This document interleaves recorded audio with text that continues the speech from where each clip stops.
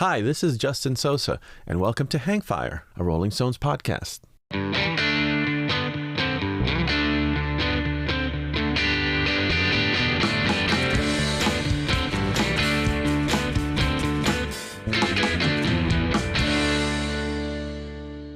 Mick is the rock, I'm the roll. That's a quote by Keith Richards about the difference between him and his bandmate, Mick Jagger. I've always loved that quote since I thought it was completely appropriate for their dynamic. But we'll get back to this a little later. Welcome back to Hangfire, where we're piecing together the puzzle that makes up the Rolling Stones. In our first episode, we took a tour through Mick Jagger's chameleon-like artistry, where he shapeshifts from one song to the next. Today, we're shining a light on Jagger's other half, the yin to his yang, the RIffmaster himself, the soul of the Rolling Stones, Keith Richards. You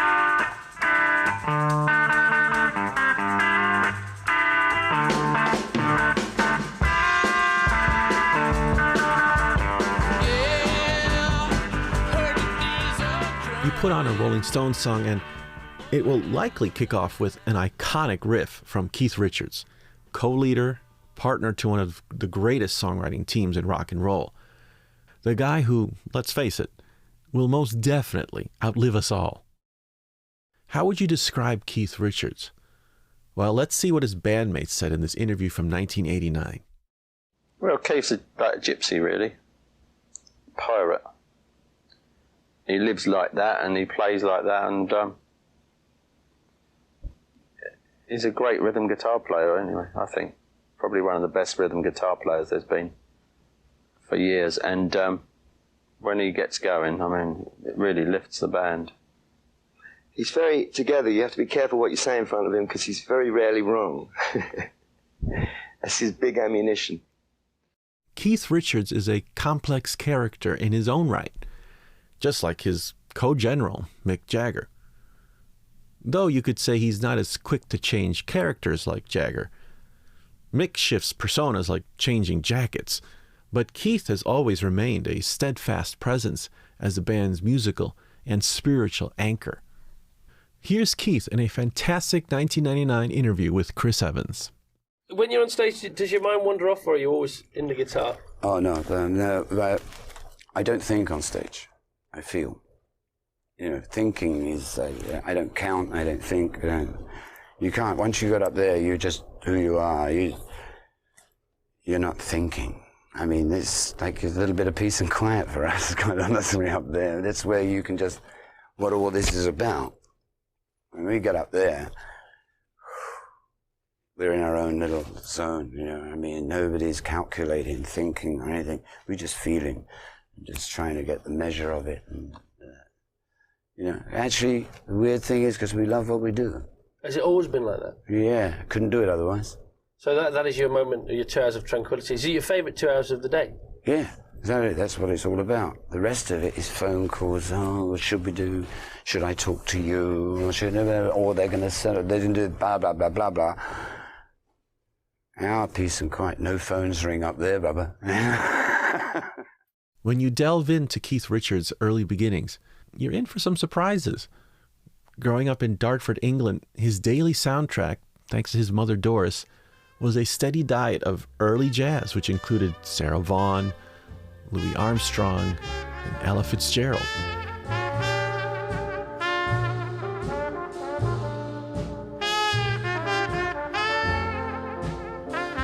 His first glimpse of the guitar was at his grandfather's house. Above the piano hung a Spanish acoustic guitar, which Keith would look at curiously every time he'd visit. He only learned in his adult years that Grandfather Gus would purposely put out the guitar when he knew that little Keith would be by. What most people don't realize is that despite becoming one of rock and roll's biggest icons with his infamous love for the blues and Chuck Berry, well documented over the years, the very first piece of music Keith Richards ever learned how to play was a Spanish piece called Malagueña.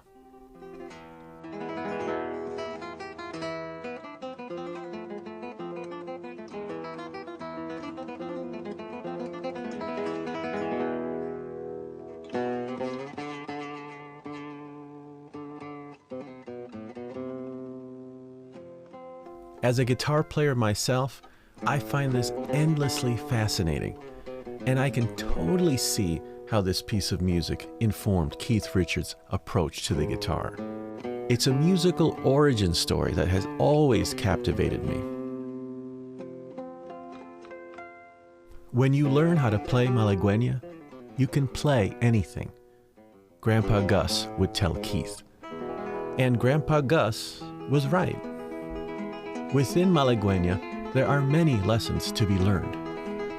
Primarily the art of dynamics, the way the fingers move from single notes into chords and then back again. That dance between light and shade, it's an invaluable lesson in sensitivity, teaching you to harness all the subtle powers of the guitar. In the end, this would open up Keith's forever quest to find new spaces in the guitar that would tickle his and eventually our ears. More on this in a second. Keith has often described the guitar as the perfect shape to bring to bed with you. It's a classic Keith line, but it hints at the idea that Keith has spent countless hours with the guitar, delving deep into its intricacies and uncovering both its beautiful nuances and its humongous powers. In time, he followed the path of his hero. As a dedicated student of Chuck Berry, Keith Richards understood the power of the guitar intro, the mighty riff.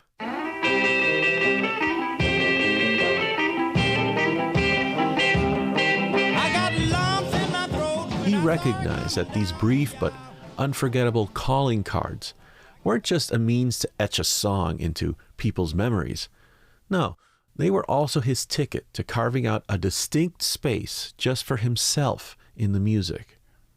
And he eventually struck gold with the band's first song to reach #1 on both sides of the Atlantic, a riff that would lock the Stones in as giants.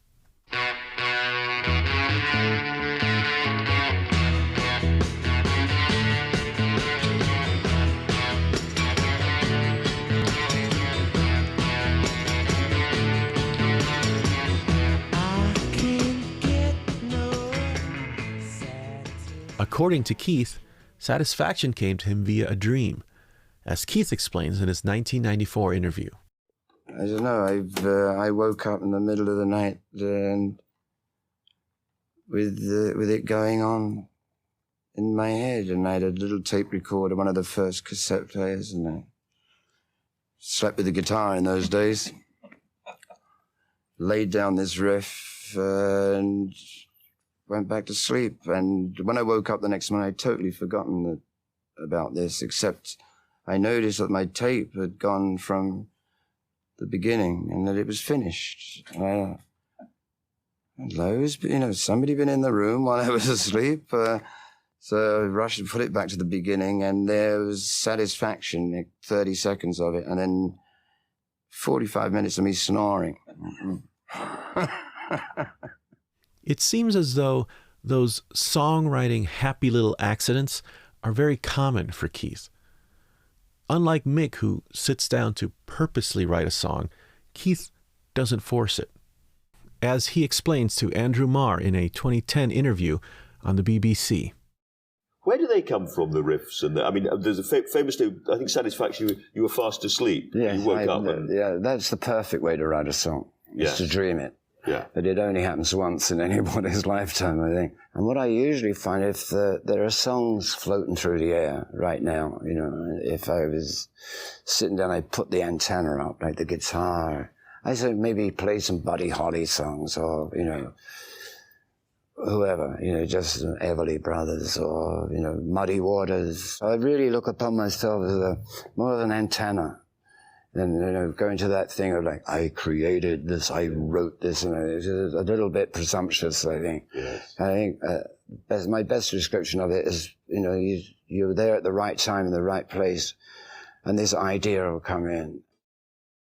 The Jagger-Richards songwriting partnership is mystical and magical to me. Mick is more of a straightforward songwriter, cerebral, disciplined, and deliberate. Keith, on the other hand, writes whenever his antenna picks up a signal. His writing is more impressionistic and aims for the gut. He wants a reaction from the heart first. The body has to move. It must start with the feel, the touch, and then the finer details come later. Let's go back to Keith's quote that I mentioned at the very beginning. Mick is the rock, I'm the roll. In their partnership, Mick brings a powerful purpose, direction, and consistency to the music, while Keith brings an unpredictability to the music. Keith's ability to make the music connect with our insides, bones and all, is his superpower.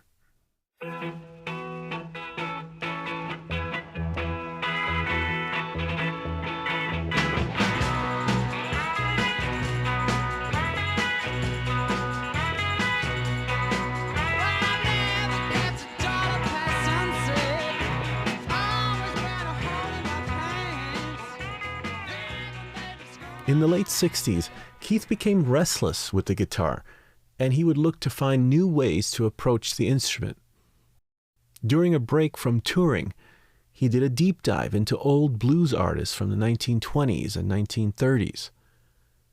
He discovered that these blues artists played in very strange tunings. Soon, Keith incorporated these unique tunings into the Stones' new music. Songs like Street Fighting Man and Jumping Jack Flash, these were in open E tunings. Keith would reach a new apex in his abilities on the album Let It Bleed, where he takes on most of the guitar work by himself on the entire album. That includes this song, Gimme Shelter, a song that almost 60 years later still freaks me out.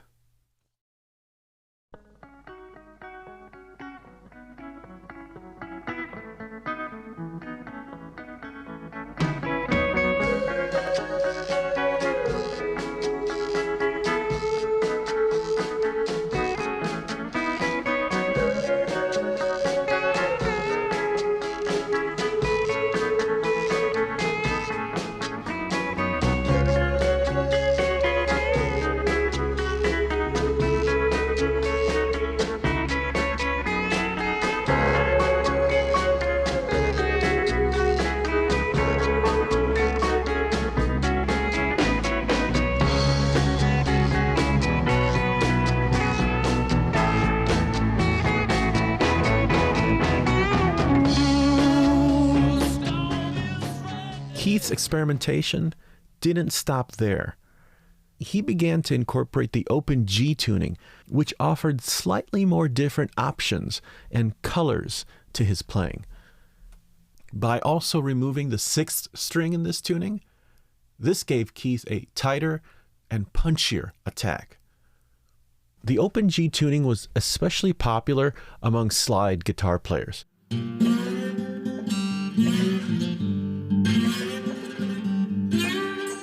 You see, that type of playing would mainly focus on single note playing across the guitar. But no one used the open G tuning as a tool primarily for rhythm playing, such as full chords. No one until Keith.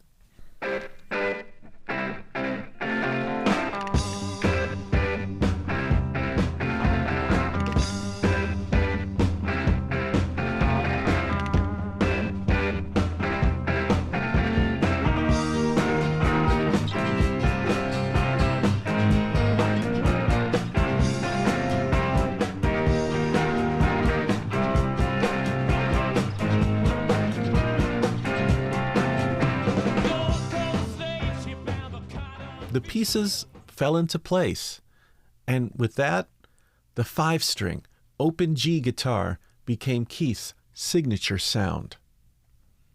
Different guitar tunings completely scramble your brain and ear as a guitar player. For some guitar players, that could be a bad thing. But for those looking for an alternate, fresh way to look at the guitar, it opens up a world of possibilities in the way you approach it.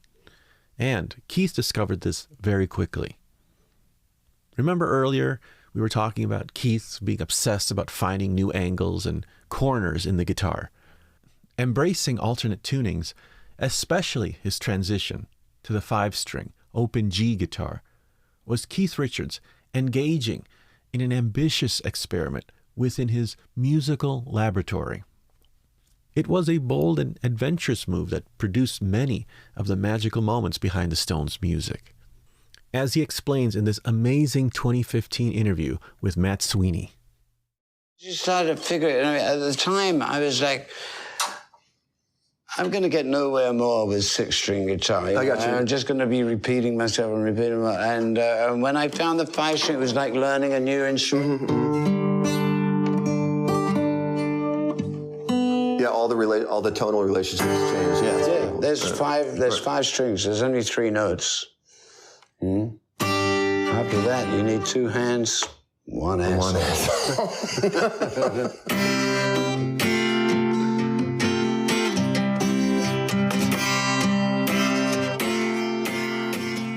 When it comes to Keith's riffs, there are too many to mention. We all have our favorites, but for me, nothing matches the greatness of Can't You Hear Me Knocking. It can be easy to overlook this riff. It's not super aggressive or overtly bombastic, but note how Keith uses space here. He doesn't fill every moment with a sound. It's the pauses and breaks that add to that sense of anticipation. It's pure Keith magic.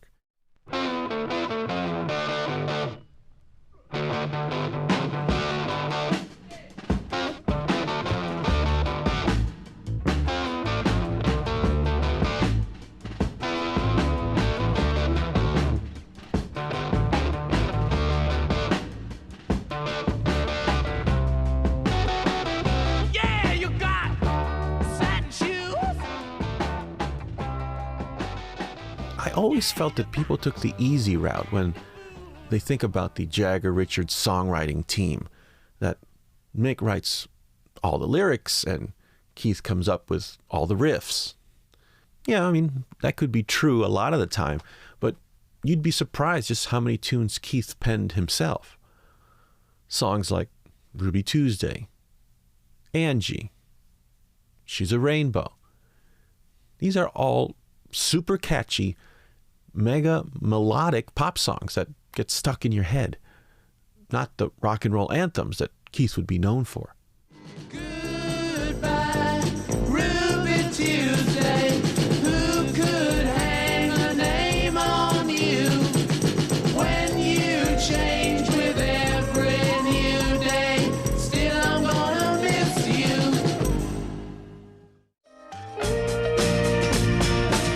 She comes in colors everywhere. She combs her hair. She's like a rainbow. Come in colors in the air.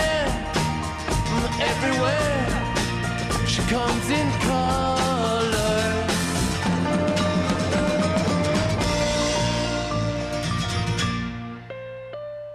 Keith is a man who contains multitudes. One of the other major ingredients that make up Keith Richards is his love for American country music. In fact, one of the Stones' biggest ballads of all time was written primarily by Keith. If songs like Jumping Jack Flash define one side of Keith Richards, then Wild Horses defines the other.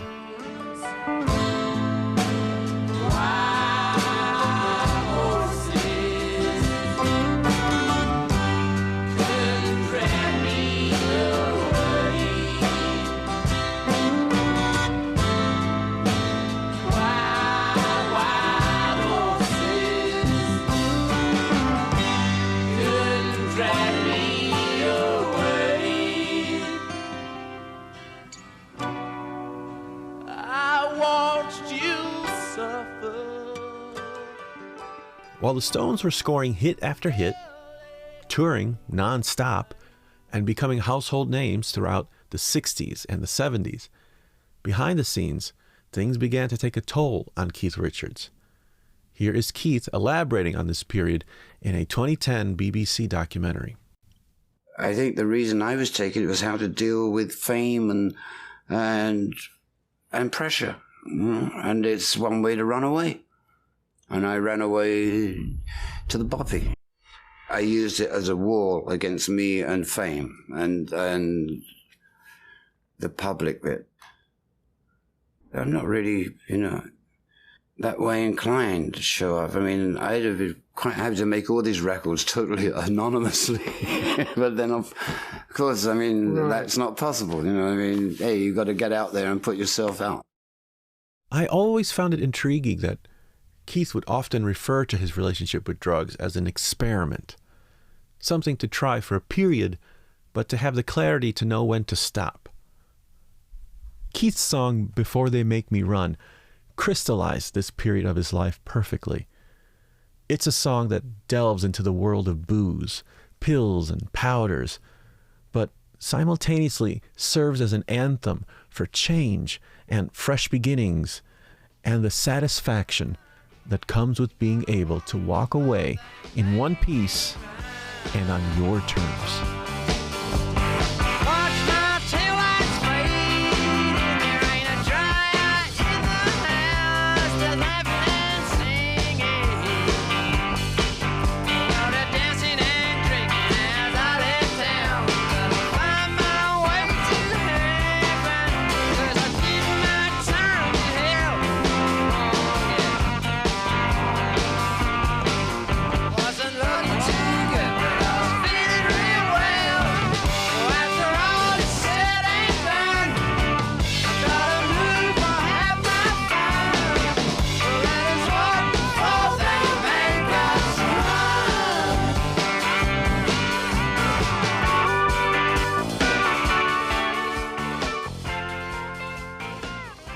During his speech inducting Chuck Berry to the Rock and Roll Hall of Fame, Keith famously admitted that he stole every lick Chuck Berry ever played. Well, I am going on record here and saying that I have stolen every lick Keith Richards ever played. Somehow, I'm sure that admission won't be making as much waves, but nevertheless, it's the truth. Keith Richards is my guitar teacher, and I'll always be his student. I leave you now with something that comes from my personal Stones archive. This performance comes from a bootleg recording of a studio session for the 1994 album Voodoo Lounge. It's Keith Richards alone with a microphone and an acoustic guitar. As a young teen, I played this recording on repeat for weeks. As far as I was concerned, this was a masterclass on how to handle the acoustic guitar. During a break in the session, Keith decided to play some of his favorite songs. And the songs run the gamut of popular music. Cole Porter's I Get a Kick Out of You, The Beatles' Please Please Me, Goodbye to Love by the doo-wop group The Marcells, Bob Dylan's Girl from the North Country. What a playlist! But he constantly comes back to one song in particular, the country blues standard, Cocaine Blues. It's an immaculate performance that encapsulates the beauty and finesse of Keith Richards. Listen to him work that guitar. Grandpa Gus would be proud.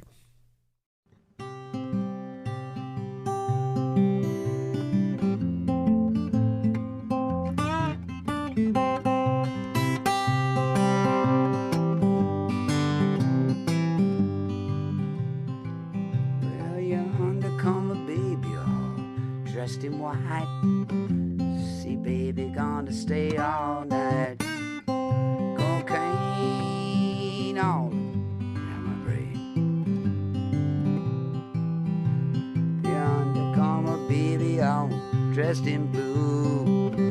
See baby what you gonna do. Cocaine all around my brain. Baby, come here quick. This old cocaine's making me sick. Cocaine all around my brain.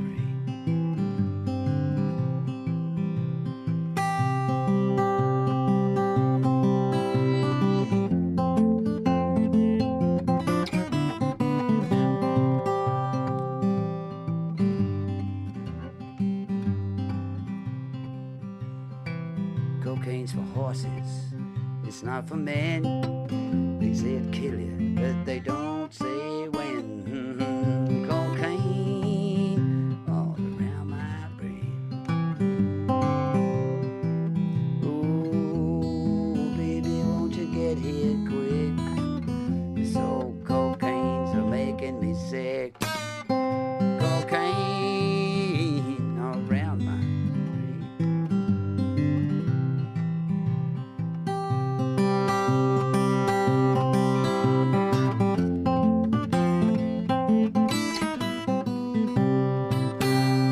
all around my brain.